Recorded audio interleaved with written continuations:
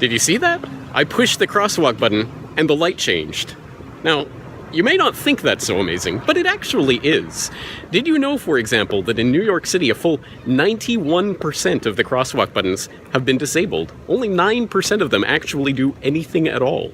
Or did you further know that as a result of the Americans with Disabilities Act of 1990, it has been federally mandated in the United States that elevator doors have to remain open for a certain period of time. Thus, the elevator close door button does not activate before that amount of time. It does nothing. And yet, the elevator closed door buttons are still there. The crosswalk buttons haven't been taken down. It's almost as if the city planners and other social engineers of that ilk figured out a long time ago that it's sometimes useful just to have placebo buttons, illusion of control buttons, buttons that make you feel like you're doing something, even when you're not. Now, partially this plays on just our basic childlike delight that we take in pushing buttons and seeing something happen in reality as a result of that.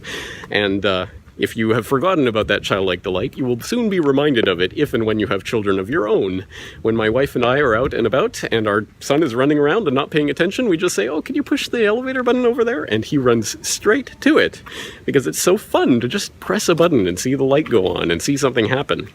But it's even deeper than that, because these are buttons that have been disabled that do nothing, and often we know that they do nothing. Let's not sit here on a high horse about it. I, myself, know. There are buttons here in Japan, crosswalk buttons, that I know have been disabled. I know they do nothing. The light doesn't even come on when you press the button. And yet, when I'm in a hurry, nothing feels better than just jamming that button. Repeatedly jamming that button. I'm in a hurry, I gotta go. It just feels good. It's a release. And that is exactly what the placebo button, the illusion of control button, is about. And of course, it's not just crosswalk buttons or elevator closed door buttons. There are other such examples we can think of in our day-to-day life. For people in the business world, you might know that suggestion boxes, either for customers to leave suggestions for a business or employees to leave suggestions for their employers, are often, well, they often go directly into the circular file bin, i.e. the garbage can, because they don't really care about your suggestions. They just want you to feel like you have a say in the business or how it's going to be run. Or, well, what else can we think of in our day-to-day life that may be such a placebo button? Oh, how about the voting booth?